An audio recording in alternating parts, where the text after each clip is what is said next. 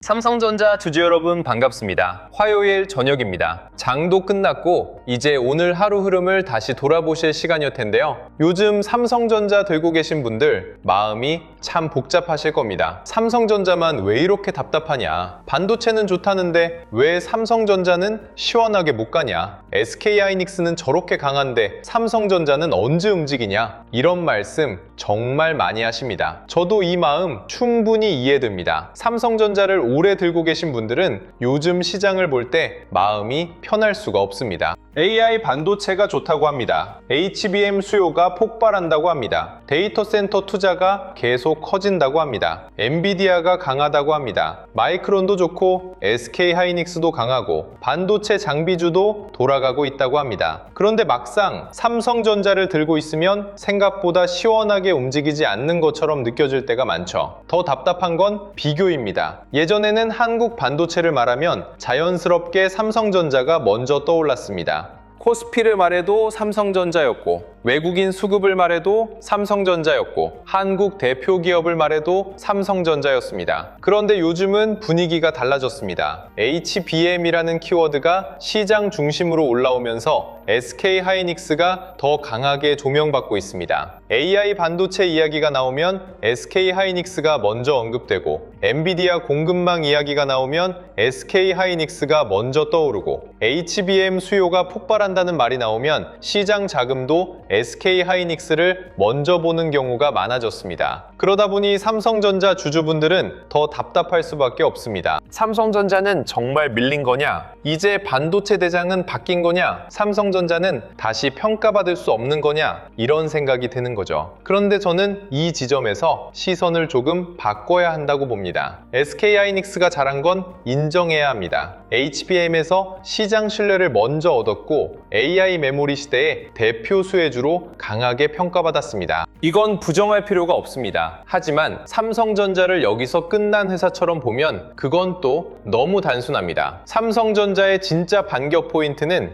SK하이닉스와 똑같은 방식으로 HBM 하나만 보는 데 있지 않습니다. 삼성전자가 다시 평가받을 지점은 따로 있습니다. D램 1위, HBM 4위, 선단 패키징, AI 팩토리, 파운드리, 이 5가지가 한꺼번에 맞물릴 때 삼성전자에 대한 시장의 시선은 달라질 수 있습니다. 삼성전자만 답답하다는 분들, 이 부분은 꼭 보셔야 합니다. SK하이닉스 추적 속에서 삼성전자의 진짜 반격 포인트는 단순 비교가 아니라 전체판에 있습니다. 먼저 SK하이닉스가 왜 이렇게 강했는지부터 봐야 합니다. 이건 감정적으로 볼 일이 아닙니다. SK하이닉스는 HBM에서 시장 신뢰를 먼저 얻었습니다. AI 서버 시장에서 HBM이 핵심 부품으로 떠올랐고, GPU 옆에 붙는 고성능 메모리가 AI 반도체 성능을 좌우하는 핵심으로 올라왔습니다. 그러니까 시장이 SK하이닉스를 좋게 본 건 분명한 이유가 있었습니다. HBM을 잘했고, 고객사 신뢰를 얻었고, AI 메모리 수요 폭발의 중심에 있었습니다. 삼성전자는 이 구간에서 상대적으로 의심을 받았습니다. HBM 검증, 수율, 발열, 납품 일정, 고객사 신뢰, 이런 질문들이 계속 따라붙었습니다. 주식시장은 냉정합니다. 조언을 사라는 것만으로는 부족합니다. 지금 돈이 어디서 벌리는지, 고객사가 누구를 선택하는지, 시장 기대가 어느 쪽에 더 선명하게 붙는지를 봅니다. 그래서 SK하이닉스가 먼저 크게 평가받은 겁니다. 이건 인정해야 합니다. 그런데 여기서 끝내면 안 됩니다. 삼성전자가 완전히 끝난 게 아니라면 시장은 이제 다음 질문을 던질 겁니다. 삼성전자는 어디서 다시 따라잡을 수 있나? 그 답이 오늘 이야기의 중심입니다. 삼성전자의 첫 번째 반격 포인트는 D램입니다. 요즘 HBM이 워낙 뜨겁다 보니 기본 D램의 중요성이 조금 가려져 있습니다. 그런데 이건 절대 가볍게 볼 수 없습니다. HBM도 결국 D램 기술을 기반으로 합니다. AI 서버가 커질수록 HBM도 중요하지만 일반 서버용 D램, 고용량 메모리, 데이터 센터 메모리 수요도 같이 커집니다. AI가 학습에서 추론으로 넘어가고 기업들이 자체 데이터 센터를 키우고 클라우드 업체들이 서버 투자를 늘리면 메모리 수요는 훨씬 넓어집니다. 삼성전자가 D램 시장에서 강한 체급을 가지고 있다는 건 바로 이 지점에서 중요합니다. 삼성전자는 HBM 하나만 싸우는 회사가 아닙니다. D램 전체 시장에서 체급이 있고 생산 능력이 있고 있고 고객 기반이 있고 오랜 제조 경험이 있습니다. HBM이 너무 뜨거운 구간에서는 D램 1위라는 말이 덜 자극적으로 들릴 수 있습니다. 하지만 실적 체력은 이런 기본 메모리에서 나옵니다. D램 가격이 올라가고 서버 메모리 수요가 강해지고 HBM4E까지 고객사 검증을 통과하면 삼성전자의 실적 해석은 지금보다 훨씬 좋아질 수 있습니다. 삼성전자가 답답해 보이는 이유는 시장이 아직 이 여러 조각을 한꺼번에 인정하지 않았기 때문입니다. D램 1위라는 체급도 있고 HBM4E라는 다음 세대 카드도 있고 파운드리와 선단 패키징, AI 팩터리까지 연결되는 그림도 있습니다. 그런데 이걸 따로따로 보면 삼성전자가 왜 다시 평가받을 수 있는지 잘 안 보입니다. 삼성전자 주가만 보면 답답하고 SK하이닉스만 보면 비교 때문에 마음이 흔들리고 HBM만 보면 삼성전자가 늦어 보이고 파운드리만 보면 아직 확인할 게 많아 보이죠. 그래서 이런 시장에서는 종목 하나만 보는 것보다 돈이 어디서 어디로 번지는지를 같이 봐야 합니다. 삼성전자에서 시작된 기대가 HBM으로 갈지, D램 가격 회복으로 갈지, 파운드리로 갈지, 선단 패키징과 장비주로 갈지, 전력 인프라까지 퍼질지 이 흐름을 같이 봐야 하는 거예요. 이게 제가 코스피 2만의 시대, 돈의 흐름을 읽는 법 자료를 준비한 이유이기도 합니다. 이 자료는 삼성전자 하나만 보는 자료가 아닙니다. 실명 관찰 종목 41개, 섹터 7개, 타점 기준 4개, 매매전 체크 10가지를 통해서 좋은 뉴스가 나왔을 때 돈이 어느 길목으로 이동할 수 있는지 보는 자료입니다. 예를 들어 삼성전자 뉴스가 나왔다고 해서 무조건 삼성전자만 봐야 하는 게 아닙니다. 그 돈이 HBM 쪽으로 먼저 갈 수도 있고 후공정과 패키징으로 번질 수도 있고 장비주로 옮겨갈 수도 있고 AI 데이터 센터 흐름을 타고 전력 인프라로 연결될 수도 있습니다. 그래서 중요한 건 뉴스 하나에 바로 흥분하는 게 아니라 그 뉴스가 어느 섹터까지 확산되는지, 지금 자리가 돌파인지, 눌림인지, 아니면 이미 과열된 자리인지 같이 보는 겁니다. 자료 받아보고 싶으신 분들은 구독과 좋아요 눌러주시고 댓글창에 구독 완료라고 남겨주시면 됩니다. 그리고 영상 아래 더보기란이나 고정 댓글에 있는 파란색 링크로 들어가시면 신청하실 수 있게 남겨두겠습니다. 뒤쪽에서 이 자료 안에 어떤 내용들이 들어가 있는지 조금 더 자세히 풀어드리겠습니다. 이제 두 번째 반격 포인트인 HBM4E를 보겠습니다. 삼성전자에게 HBM4E는 굉장히 중요합니다. 왜냐하면 HBM3E 구간에서 받은 의심을 다음 세대에서 뒤집을 수 있는 카드이기 때문입니다. 삼성전자는 12단 HBM4E 샘플을 글로벌 고객사에 공급했고 높은 대역폭과 용량, 전력 효율을 내세우며 다시 HBM 시장의 문을 두드리고 있습니다. 여기서 중요한 건 샘플을 냈다는 사실 하나가 아닙니다. 샘플은 시작입니다. 진짜 중요한 건 고객사 검증입니다. 고객사가 테스트하고 전력 효율을 보고 발열을 보고 장시간 안정성을 보고 실제 시스템에서 문제가 없는지 확인해야 합니다. 그리고 그 다음에 양산으로 이어져야 합니다. 그래서 삼성전자 HBM4E는 승리 선언이 아니라 반격의 출발선으로 보는 게 맞습니다. 하지만 출발선에 다시 섰다는 것만으로도 의미가 있습니다. HBM3E 구간에서 삼성전자는 시장의 의심을 많이 받았습니다. 그 의심을 다음 세대에서 뒤집으려면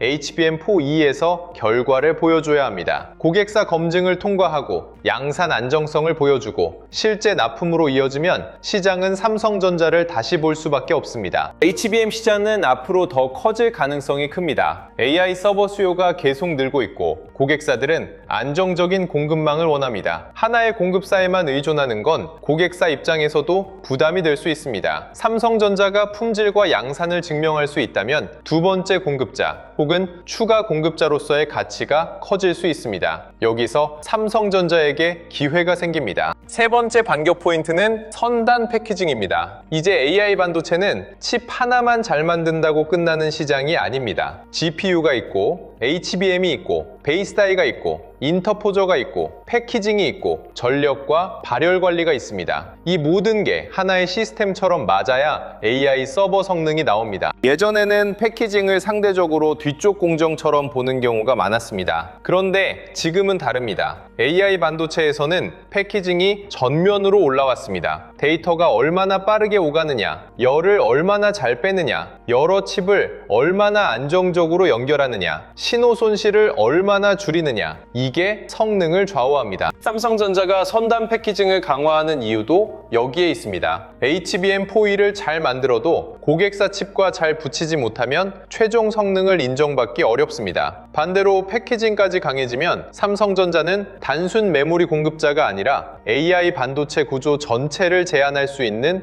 회사가 됩니다. 이게 중요합니다. SK 하이닉스는 HBM에서 강합니다. 하지만 삼성전자는 메모리, 파운드리, 패키징을 함께 묶을 수 있는 구조를 가지고 있습니다. 물론 이 구조가 실제 경쟁력으로 인정받으려면 결과가 필요합니다. 하지만 판이 HBM 하나에서 패키징과 시스템 전체로 커질수록 삼성전자가 다시 주목받을 여지는 커집니다. 네 번째 반격 포인트는 AI 팩토리입니다. AI 팩토리라는 말이 조금 거창하게 들릴 수 있습니다. 쉽게 말하면 AI 시대의 데이터 센터와 제조, 반도체 인프라가 하나의 거대한 생산 시스템처럼 움직이는 개념입니다. 예전 공장이 제품을 찍어냈다면 AI 팩토리는 데이터를 처리하고 모델을 학습시키고 추론을 돌리고 AI 서비스를 만들어내는 새로운 공장처럼 볼 수 있습니다. 여기에는 GPU만 필요한 게 아닙니다. HBM이 필요하고 서버용 D램이 필요하고 저장 장치가 필요하고 전력 효율이 필요하고 냉각이 필요하고 패키징과 파운드리 기술도 필요합니다. 삼성전자가 AI 팩토리를 말한다는 건 단순히 메모리 하나만 팔겠다는 이야기가 아닙니다. AI 인프라 전체에 필요한 반도체와 시스템 기술을 함께 가져가겠다는 방향으로 볼 수 있습니다. 이건 삼성전자의 체급과 잘 맞습니다. 삼성전자는 메모리 회사이면서 파운드리 회사이고 시스템 반도체를 만들고 데이터 센터 저장 장치도 가지고 있고 모바일과 가전, 디바이스 생태계까지 가지고 있습니다. AI가 데이터 센터 안에서만 끝나지 않고 기기와 공장, 로봇, 자동차, 가전으로 확장될수록 삼성전자가 연결할 수 있는 영역도 넓어집니다. 물론 지금 시장은 가장 먼저 숫자가 찍히는 HBM에 집중하고 있습니다. 하지만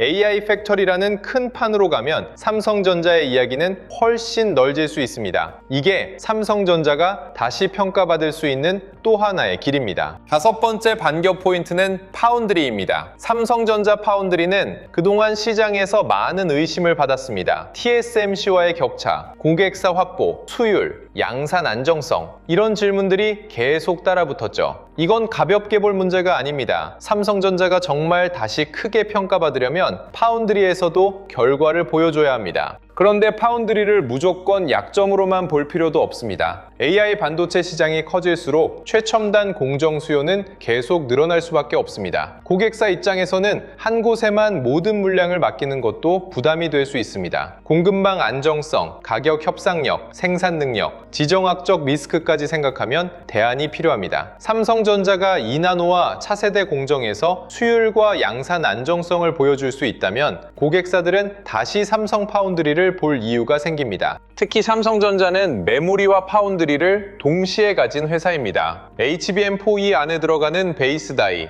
로직과 메모리의 결합, 첨단 패키징까지 연결하면 파운드리 이야기는 HBM과 따로 떨어져 있지 않습니다. AI 반도체는 점점 더 메모리와 로직이 가까워지는 방향으로 가고 있습니다. 이 흐름에서 삼성전자가 메모리와 파운드리를 모두 가진 회사라는 점은 장기적으로 중요한 카드가 될 수 있습니다. 그리고 바로 이런 이유 때문에 삼성전자 하나만 따로 보면 판단이 좁아질 수 있습니다. SK 하이닉스가 왜 올라갔는지 봐야 하고 마이크론 실적도 봐야 하고 엔비디아와 AI 서버 수요도 봐야 합니다. HBM4E를 보면 고객사 검증을 봐야 하고 선단 패키징을 보면 후공정과 장비주를 봐야 하고 파운드리를 보면 2나노와 고객사 흐름을 같이 봐야 합니다. 여기에 유가, 환율, 금리, 외국인 수급까지 붙습니다. 이걸 매일 혼자 다 챙기려면 솔직히 너무 어렵습니다. 그래서 제가 준비한 자료가 코스피 2만의 시대, 돈의 흐름을 읽는 법입니다. 이 자료는 종목 하나를 찍어주는 자료가 아닙니다. 삼성전자에서 시작된 돈이 HBM으로 갈지, 파운드리로 갈지, 후공정과 패키징으로 갈지, 장비주로 갈지, 전력 인프라로 갈지 큰 그림을 펼쳐놓고 보는 자료입니다. 주식에서 가장 무서운 건 좋은 뉴스를 보고도 그 다음 돈이 어디로 이동하는지 모르는 겁니다. 삼성전자 뉴스가 나왔는데 실제로는 장비주가 움직일 수도 있고요.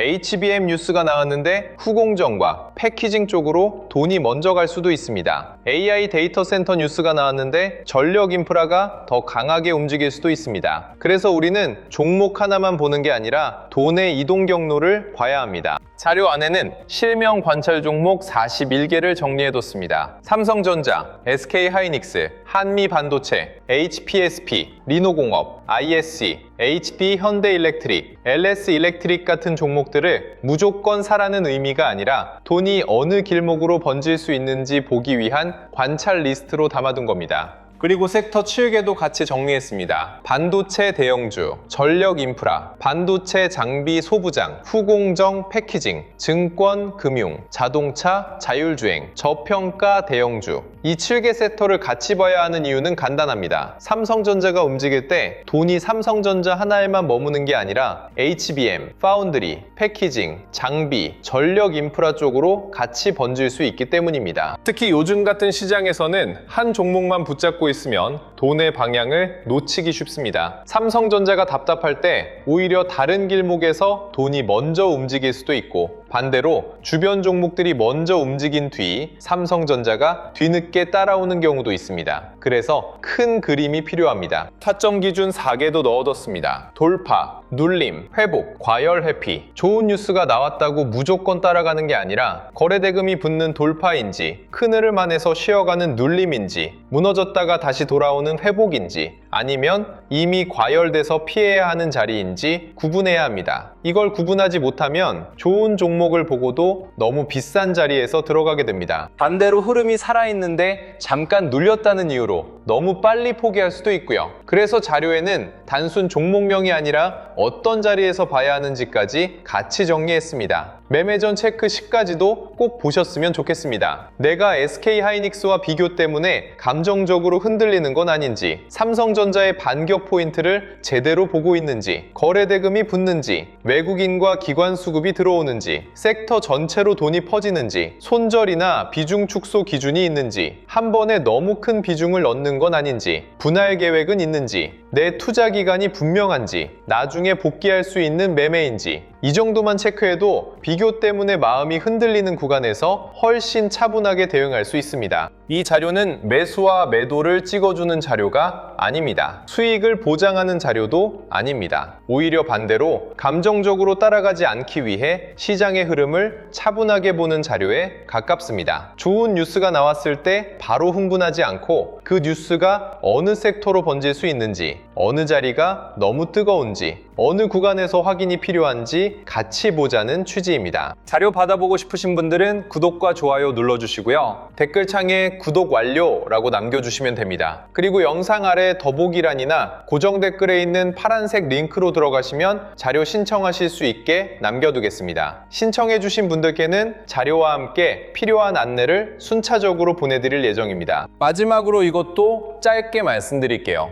요즘 이런 말씀 많이 하십니다. 내용은 좋은데 직장 생활하면서 매일 이걸 다 챙기기는 어렵다. 맞습니다. 삼성전자 하나만 봐도 SK하이닉스 시총 추격, HBM 포이, D램 가격, AI 팩토리, 선단 패키징, 파운드리, 엔비디아, 마이크론, 미국 반도체주, 환율, 외국인 수급까지 봐야 하잖아요. 이걸 매일 혼자 다 챙기기는 쉽지 않습니다. 그래서 필요한 분들을 위해 자료를 조금 더 편하게 모아볼 수 있는 공간도 준비하고 있습니다. 반도체 대형주, 장비 소부장, 후공정 패키징, 전력 인프라, 시장 체크포인트, 매매 전 체크리스트, 지표 사용 설명서, 장중 수급 흐름을 한 곳에서 보기 쉽게 정리해드리려는 흐름이에요. 다만 이건 분명히 말씀드리겠습니다. 매수와 매도를 찍어주는 리딩방이 아니고요. 수익을 보장하는 공간도 아닙니다. 영상에서 말씀드린 자료와 시장 흐름, 삼성전자 대응 기준, 반도체 섹터 체크포인트를 조금 더 편하게 확인하실 수 있게 준비하는 자료방에 가깝습니다. 필요하신 분들은 구독과 좋아요 눌러주시고 댓글에 구독 완료 남겨주신 다음 설명란이나 고정 댓글에 파란색 링크로 메일로 신청해 주시면 자료와 함께 소통방 링크도 순차적으로 안내드리겠습니다. 이제 다시 삼성전자 이야기로 돌아오겠습니다. 삼성전자가 지금 답답해 보이는 건 맞습니다. SK하이닉스가 너무 강하게 올라왔고 HBM 시장에서 먼저 인정받았고 삼성전자와의 시총 비교까지 나오는 상황이면 주주분들 마음이 흔들리는 건 당연합니다. 하지만 삼성전자를 단순히 HBM에서 늦은 회사로만 보면 큰 그림을 놓칠 수 있습니다. 삼성전자에는 아직 봐야 할 반겨 포인트가 있습니다. D램 1위의 체급, HBM4E의 다음 세대 카드, 선단 패키징, AI 팩터리, 파운드리, 이 조각들이 하나로 맞물릴 때 삼성전자에 대한 시장의 해석은 달라질 수 있습니다. 물론 아직 확인할 건 많습니다. 고객사 검증이 필요하고 양산 안정성이 필요하고 실제 납품이 필요하고 외국인 수급도 따라와야 합니다. 하지만 끝난 싸움은 아닙니다. SK하이닉스가 먼저 달렸다면 삼성전자는 더 큰 판에서 다시 증명해야 합니다. 답답함에만 갇히면 반겨 포인트가 안 보입니다. 삼성전자의 진짜 승부는 HBM 하나가 아니라 AI 반도체 전체 판에서 다시 신뢰를 얻는 데 있습니다. 오늘 내용은 여기서 마치고요. 다음에는 삼성전자의 HBM4E와 선단 패키징, 파운드리 전략이 어떤 종목과 섹터로 돈의 길목을 만들 수 있는지 더 자세하게 짚어드리겠습니다. 끝까지 시청해주셔서 감사합니다.